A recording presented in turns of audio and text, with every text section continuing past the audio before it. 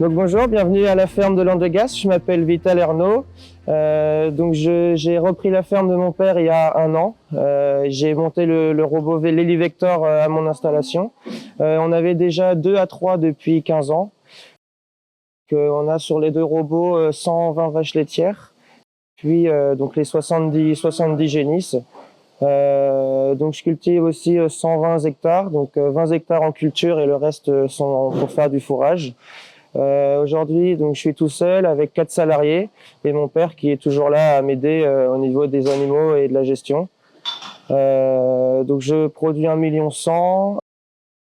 J'en fais 70% en transformation à la ferme avec donc du yaourt, de la crème fraîche, du lait, du fromage blanc. Et puis les réseaux de distribution sont essentiellement sur des grandes surfaces et des magasins de producteurs. Bonjour Rémi, c'est avec grand plaisir. Bienvenue à la ferme de Landegas. Donc nous on a 2 robots A3 depuis 15 ans.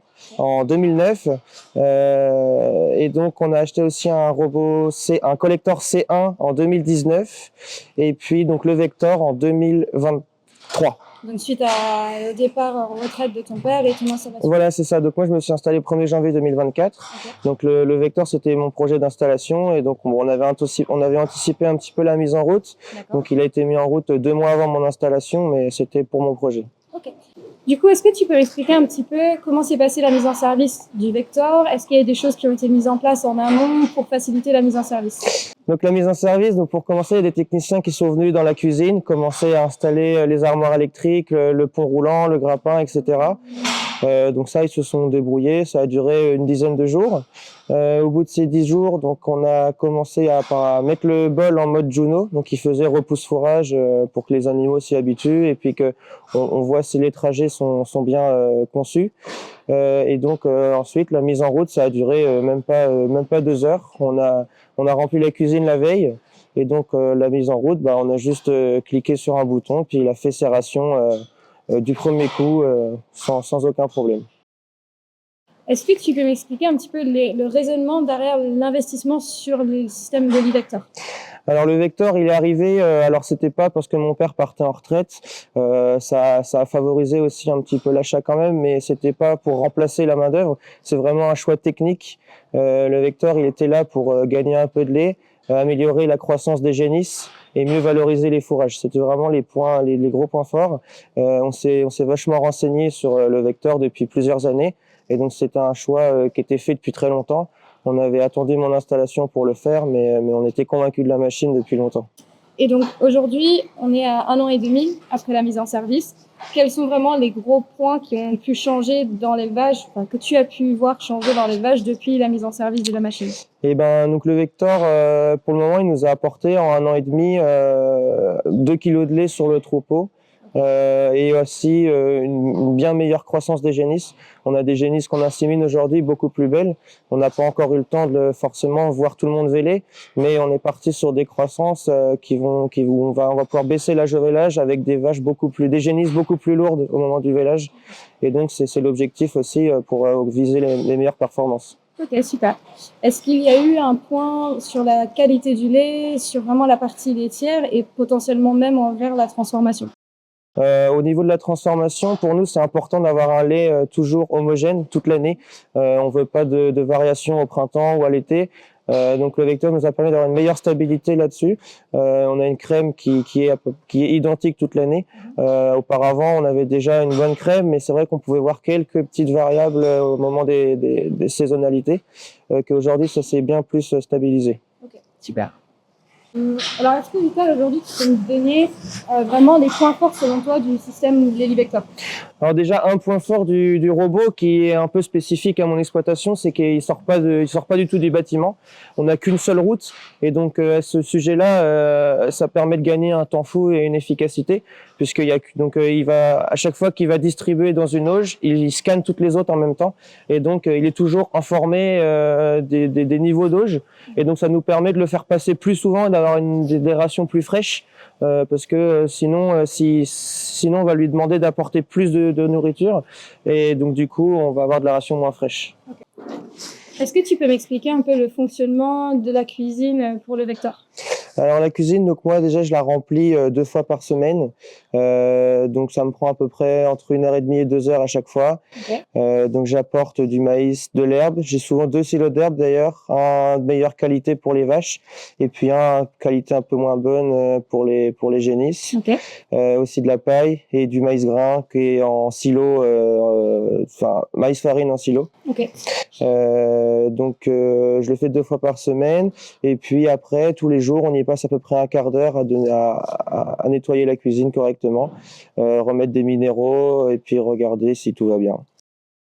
Bah pour mettre un cube, donc nous on a le coupe-cube sur le télescopique, donc tous les silos sont autour, donc c'est assez pratique, tout est sur béton, donc je mets environ 3-4 minutes par cube quoi pour aller chercher un cube.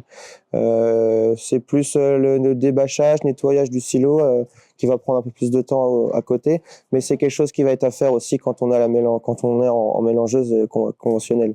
Ok.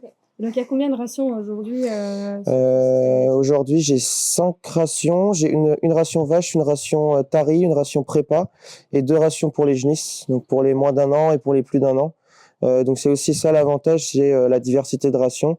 Auparavant, on en avait que 2. On avait une pour les vaches, une pour les taris et une pour les genisses qu'on faisait tous les 2, voire 3 jours quand on était un peu débordé. D'accord. Donc là, on a multiplié le nombre de rations et de la nourriture plus fraîche toute la journée. Ok, très bien. Vita, est-ce que tu peux me donner aujourd'hui les points forts pour le Vector dans l'exploitation aujourd'hui? Alors pour moi, le point fort de ce robot d'alimentation, c'est vraiment son laser. Aujourd'hui, c'est le seul robot qui permet d'aller scanner à l'auge et il va décider lui-même s'il emmène des rations ou pas. Donc moi, je peux partir en week-end, en vacances, étant donné que je suis tout seul avec des salariés.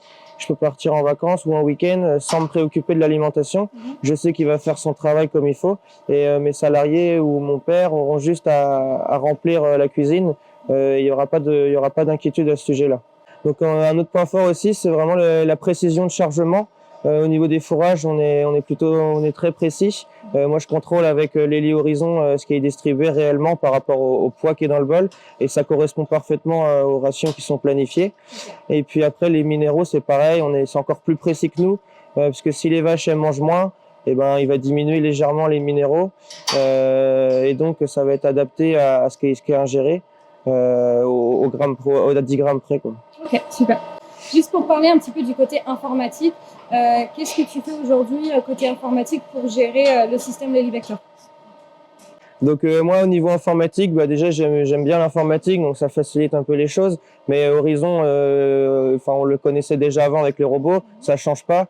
On a juste un onglet Vector en plus où donc on peut gérer la cuisine, l'emplacement des cubes. Donc si on met de l'herbe dans cette case-là ou du maïs, bah voilà, on va changer avec le logiciel.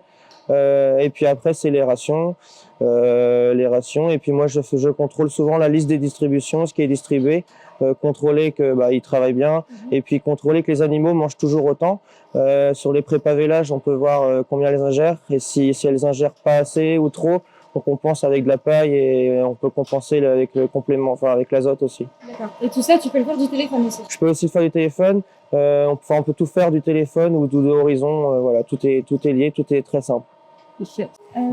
Est-ce que tu peux m'expliquer comment sont gérés les refus aujourd'hui?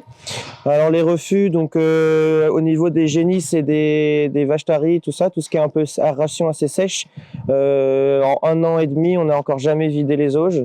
Il n'y a pas d'échauffement, rien, donc il apporte toujours au bon moment, et comme c'est des rations assez sèches, ça se passe plutôt très bien. Okay. Au niveau des vaches laitières, on va vider tous les 15 jours, parce que comme il y a beaucoup d'ensilage d'herbe à passer, il y a quand même des brins longs qui restent, les vaches vont trier, donc au bout de 15 jours, il y a 20-30 tonnes d'herbe de passer. Okay. Donc il reste quelques brins longs qu'on enlève tous les 15 jours à peu près. D'accord. Donc quand c'est comme ça, le bol il est mis en pause?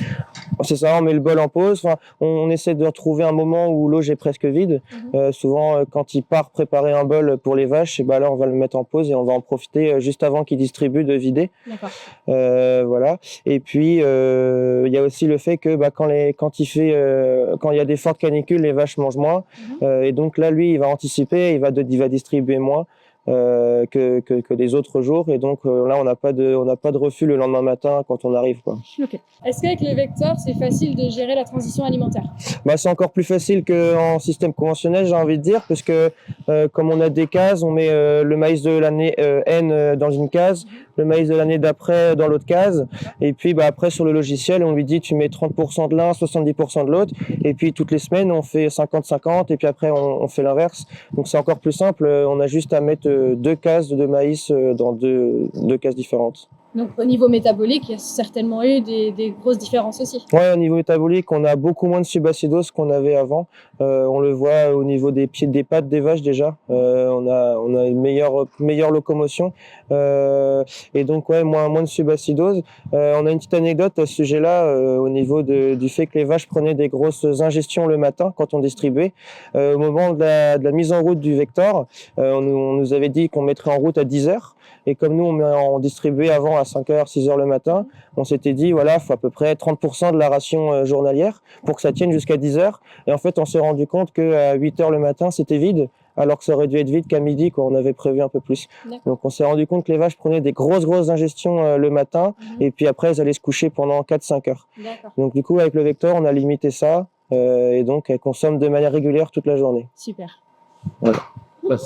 Merci Vital de nous avoir consacré du temps pour faire visiter la ferme. Bah, c'est avec grand plaisir. Vous êtes tous les bienvenus le 28 mars à la ferme de Landegas.